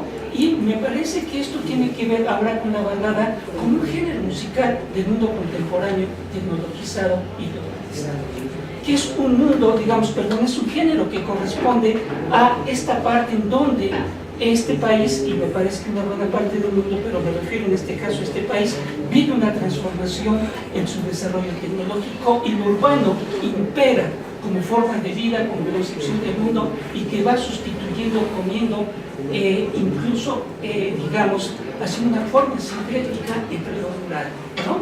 Entonces, me parece que es una de las cosas que me interesa ver, de qué manera las continuidades, los cambios, las transformaciones de lo que ha sido y lo que se denomina esta forma hegemónica de ser hombre, ¿no? Transita entre estas tradiciones y sus formas muy contemporáneas y muy actualizadas. Bueno, digo esto de una manera muy rápida para poder presentar sobre ello un asunto de la metodología que he pretendido seguir. Una tiene que ver con tres momentos que a mí me parecen importantes. Uno, que da cuenta de la sinceridad de los hombres para hablar, de lo que implica romper con esos atributos de la hegemonía, con esos mandatos que se deben cumplir, ¿no? Se han señalado aquí varios textos, ¿no? En la gobernanza, la capacidad de generar riqueza, la apropiarse, el derecho sobre la vida de las demás personas, etcétera, etcétera, etcétera, ¿no? Entonces, ¿de qué manera sobre esos muchos hombres tienen la capacidad de poder cuestionar estos mandatos? Y hay una forma de sinceridad, por eso consigo efectivamente parte de conocer cómo es posible que esto se pueda proteger entre la vida de los hombres. El segundo escenario tiene que ver con lo que sería tú y yo somos uno mismo. Me encanta esa frase porque da cuenta efectivamente de lo que implica esto. Bueno, ya lo iremos mirando ahorita. El segundo escenario es efectivamente de qué manera este transitar sincero, digamos, de lo que podrían ser los hombres, está articulado a los mandatos que presionan, que obligan, ¿no? Que van ejerciendo un proceso de enajenación, ¿no? En la vida de los hombres y en sus formas sentimentales. Y hay un segundo momento en cómo las canciones van dando paso a un tránsito hacia la exigencia y la obligatoriedad de las mujeres para que amen a los hombres. Y un tercer momento me parece que es efectivamente donde los hombres se convierten en seres autoritarios que exigen de las mujeres un conjunto de expresiones amorosas, como son la fidelidad, el aguante, el reconocimiento, el perdón, ¿no? La comprensión, a pesar de lo que implica las formas simultáneas de amar de los hombres. Bueno, esto es tan solo una cosa muy rápida que les quiero plantear. Se los planteo de esta manera porque parte de lo que ha sido el trabajo que he elaborado de esto da cuenta de estos análisis, de estos géneros musicales. Y parte tiene que ver en la manera en cómo he hecho un trabajo de campo incipiente con algunos hombres que he podido entrevistar, con algunos otros hombres que participan en diplomados y en talleres y con algunos estudiantes de la universidad donde yo trabajo, poder platicarles desde estos tres escenarios, qué consiguen, qué piensan, qué hacen, ¿no? Entonces, quisiera poner algunos fragmentos de algunas canciones que escogí. No sé si me va a dar tiempo y no sé si lo vamos a poder hacer tecnológicamente. Si no, traje mi artefacto y pondré tan solo algunas de estas cosas. Espero que se puedan escuchar. Con relación a esto, quisiera decir que leer algunas de las cosas que me parecen importantes y son en relación a lo que yo parto sobre algunas consideraciones conceptuales en relación al marco que se entreteje entre los sentimientos, las emociones, el amor y lo que puede definirse en lo que sería la balada. Voy a citar rápidamente eso, voy a leer. Dice: las emociones son significaciones sentimentales como los hombres, desde la experiencia de vida de su condición genérica masculina y situación vital, expresan la realidad sociocultural e histórica en las que aprenden y ponen en práctica el conjunto de enseñanzas, formas, estilos, estéticas, representaciones, usos y simbolizaciones de la sexualidad masculina significadas en el amor y el desamor. El amor y el desamor forman parte de la experiencia emocional como los hombres se implican en algo, es decir, las formas sentimentales como vivencia en su ser y estar en el mundo mediante el canto de discursos afectivos contradictorios significados en las canciones de la balada. La balada es una expresión simbólica como los hombres, de forma compleja, contradictoria, consciente e inconsciente, socializan e interactúan con base en los códigos de la dominación masculina, sexista y misógina, la interpretación de canciones que mantienen en el cautiverio de las mujeres a las que aman y desaman, de acuerdo a la larga o corta durabilidad, intensidad, nivel y profundidad de la relación y sus correspondientes emociones y sentimientos desarrollados.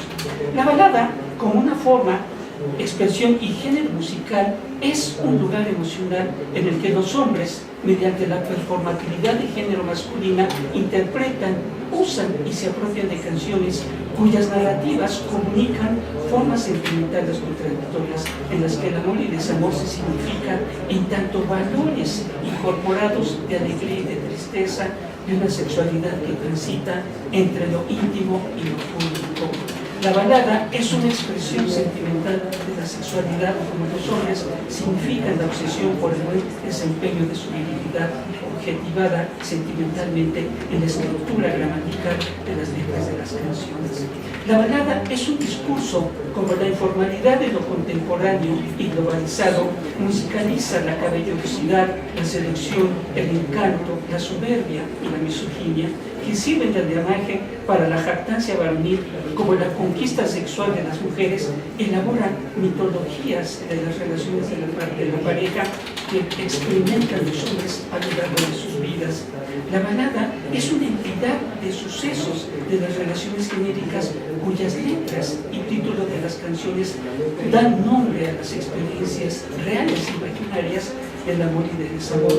Cómo esta sexualidad masculina juega entre el deseo verdadero, el encierro de las mujeres en el cautiverio y la autovictimización de estos por el despecho y traición de aquellas.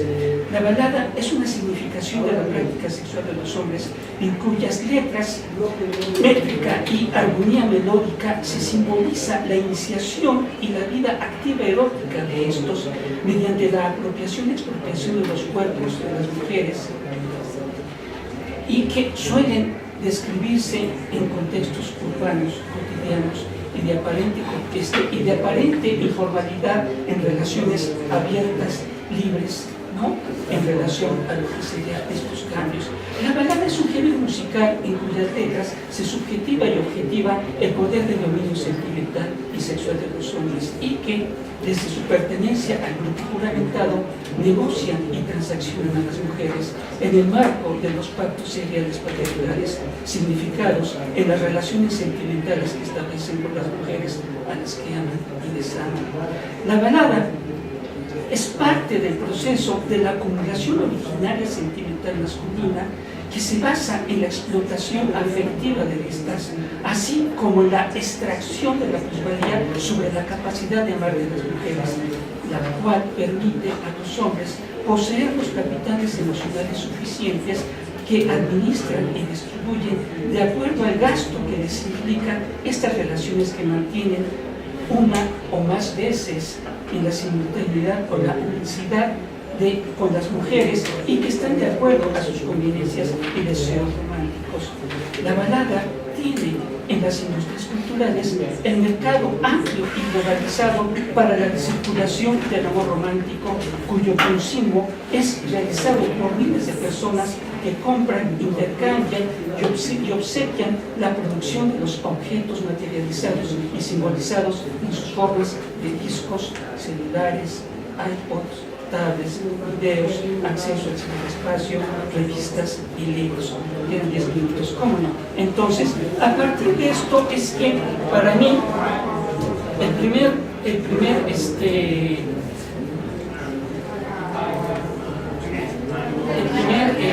escenario, el de las canciones, el primer escenario, es decir, el del amor sincero, ¿no? Me parece que corresponde a esa experiencia como los hombres, desde una sinceridad abierta y una posición sentimental, digamos, con un contenido de aparente desmontaje del poder de dominio del orden genérico, expresan sus sentimientos, sus emociones, sus deseos, sus anhelos, sus alegrías, sus preferencias, sus fantasías, sus significaciones y capacidades de amar a aquellas mujeres con las que comparten coincidencias, afinidades y proyectos de vida. Si es posible, ya podemos poner una primera, si se puede, porfa. Si no, a ver, voy a poner una acá, a ver si la...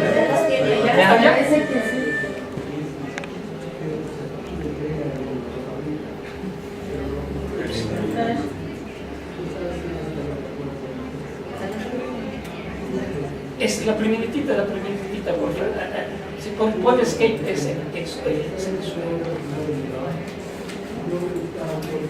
bueno, lo que llega, sí se escucha. Como en mi vida he creído jamás y tan profundamente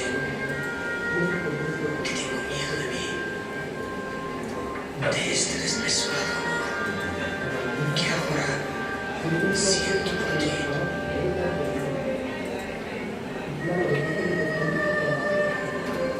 Yo te deseo con un deseo nuevo que me atormenta. A veces me pregunto cómo es posible que me deba adormecer y me deba despertar, caminar y tenerte de nuevo siempre ante mí, ante mis ojos, en mis pensamientos, en cada instante de mi vida. Necesito de ti. Necesito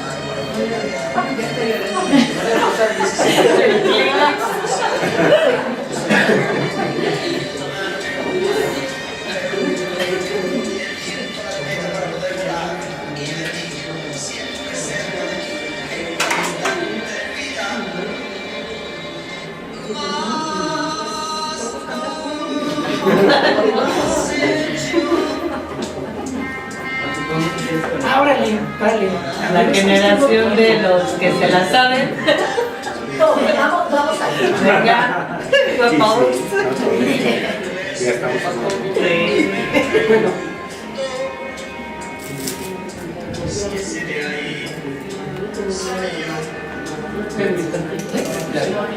Porque aquí la tengo que parar.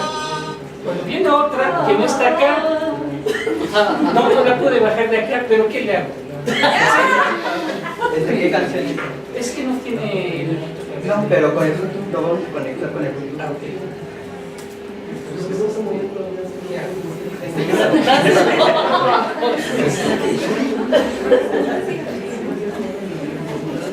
Bueno, es otra que se llama El Sol Duerme. Entonces aquí les voy a pasar la letra.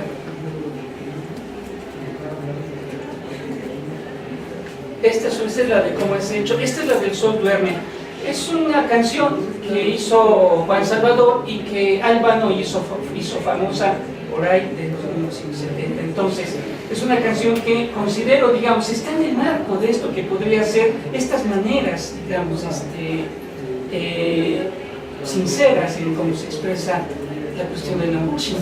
Bueno, de mi tiempo es Su tiempo se ha terminado.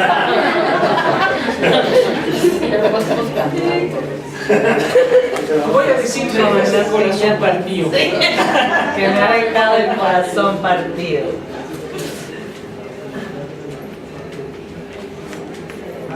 Si no, que sea así, la vamos oyendo a capela, ¿no?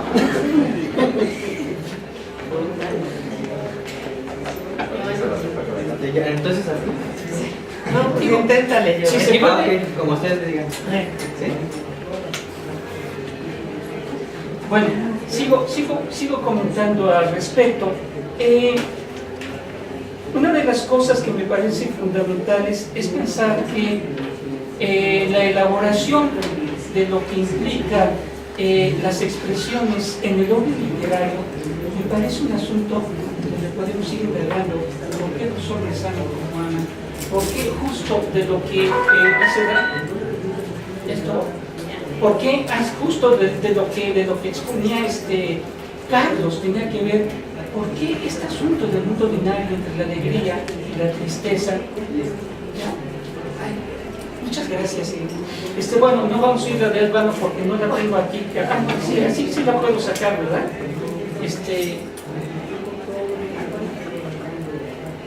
Para que le prendan. ¿Qué canción?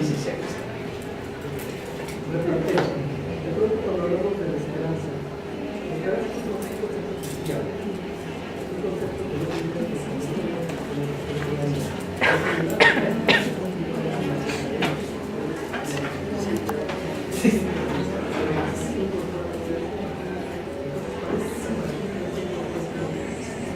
La bocinita no se escucha. La que tiene bajo el volumen.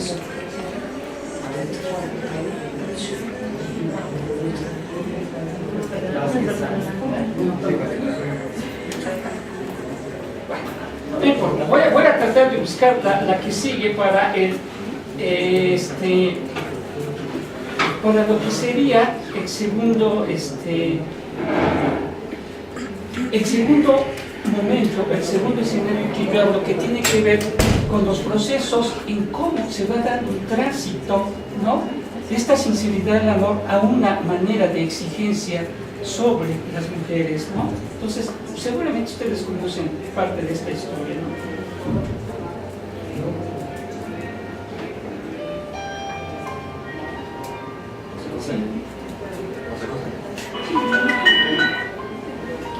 Ahí va. ¿No?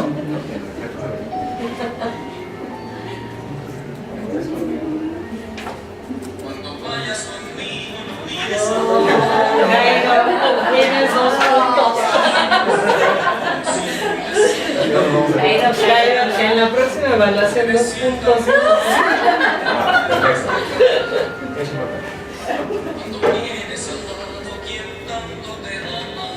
Esa es la verdad.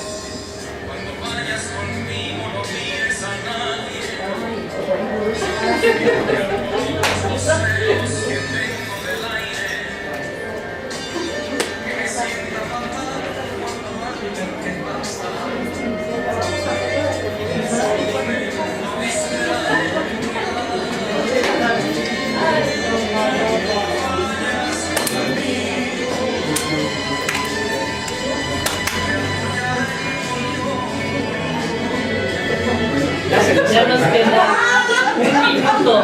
Queda un minuto. Bueno, ya 1. Vale. Ya. Entonces, de las Nos que van a tenía, sacar de- solo voy a pasar la última.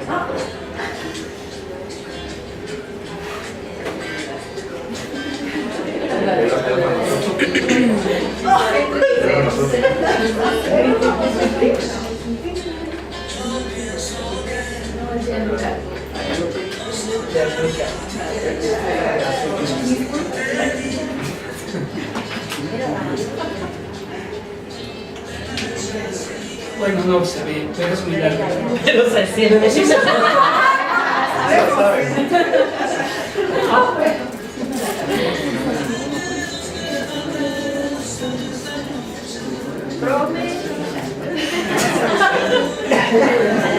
Sí.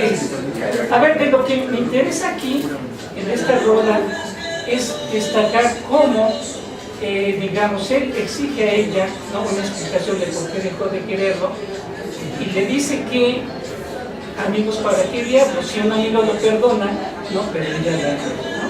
Entonces es una cosa interesante ahí, que tiene que ver con eso. Leo 3 líneas y ya se nos acabó el tiempo. Bueno, está bien, lo platicamos, sí, está bien, lo platicamos. Bueno, gracias.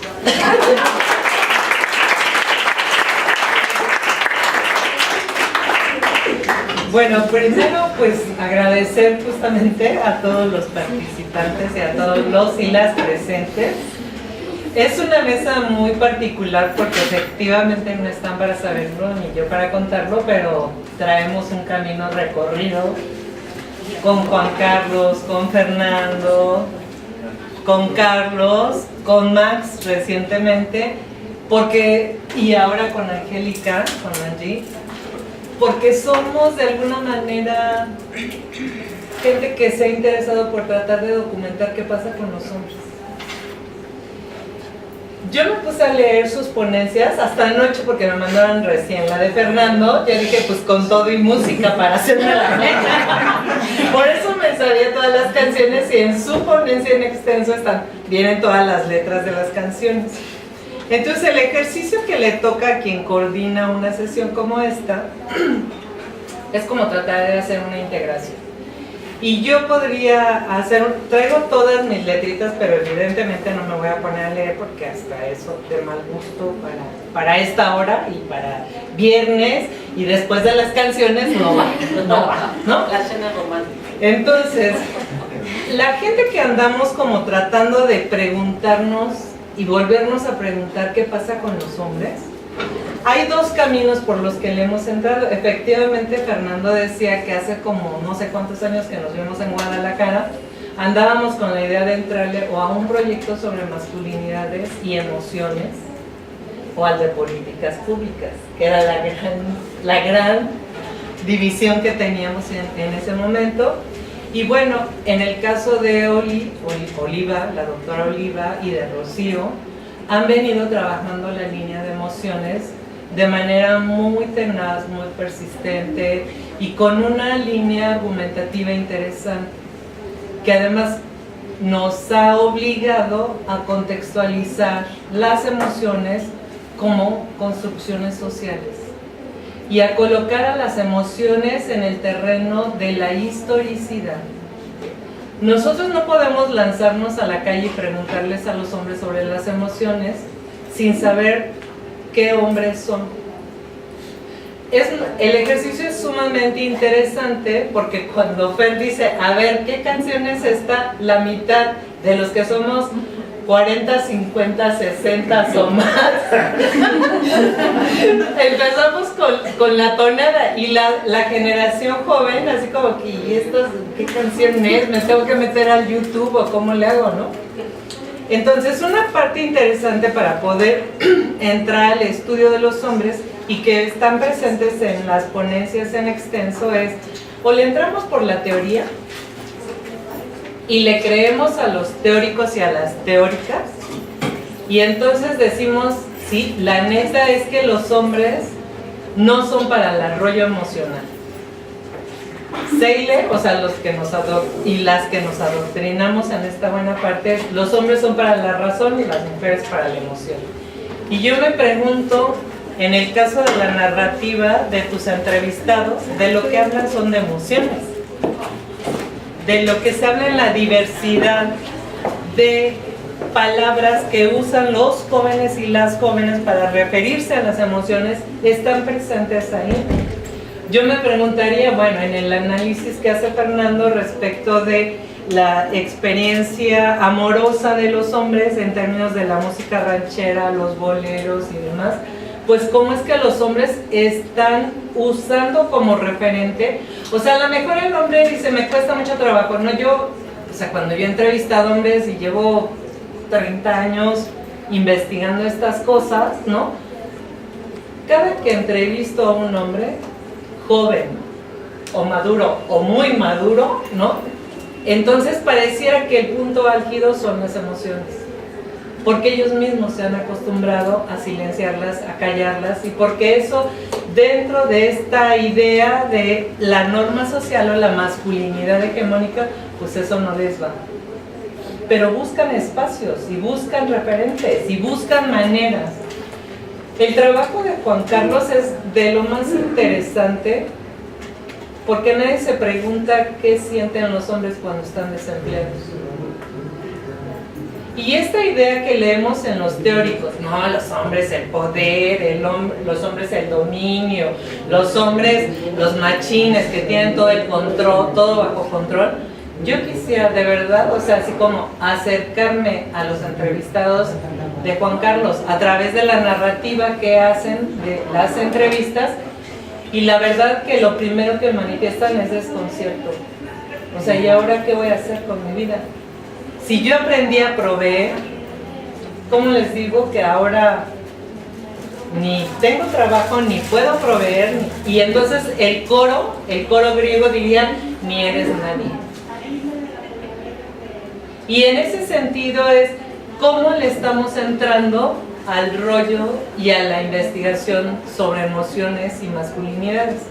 Entonces, una parte sí tiene que ver con toda la revisión y el estado del arte que hacemos todos respecto de la masculinidad.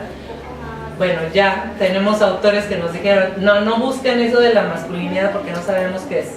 Mejor analicemos el ser hombre, ¿no? Que una parte interesante viene en el trabajo de Angélica, y desde ahí decimos sí, o sea, tenemos la parte teórica. ¿Cómo empezamos a vincularla con nuestros datos? Que es la parte empírica de las voces de los hombres con los que estamos trabajando.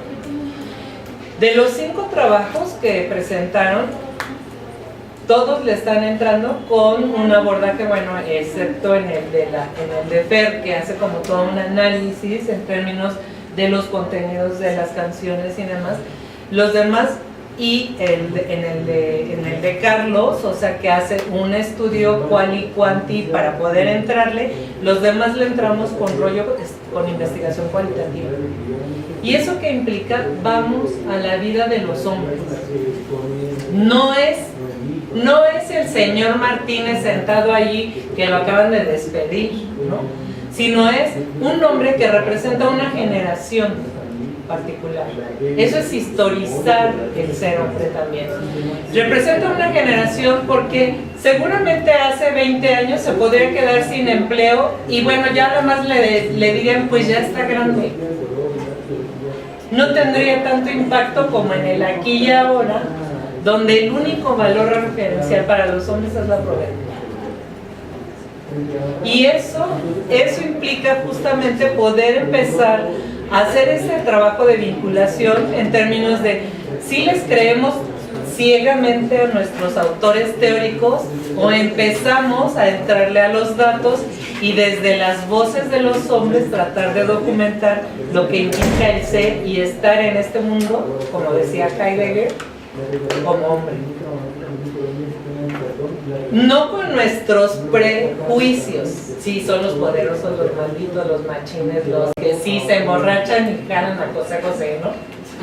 O sea, no, sino estos hombres del aquí y ahora en un contexto sociocultural yo creo que como nunca antes en la historia, cuestionador de este orden social y específicamente de los estereotipos masculinos, que no sabemos cómo ni quién, pero están ahí y aterrizan en la vida de los hombres. Entonces, yo dejaría el análisis, o sea, están los trabajos en extenso, hay ideas muy interesantes para continuar el trabajo, ¿no? O sea, para que no, como dice Carlos, bueno, de una vez les voy a adelantar, yo vengo desde otra tradición, porque finalmente el rollo de las tradiciones, o sea, son las ventanas desde donde vamos a ver esto que se ha denominado la masculinidad y el lugar que juega o ocupan las emociones en la vida de los hombres.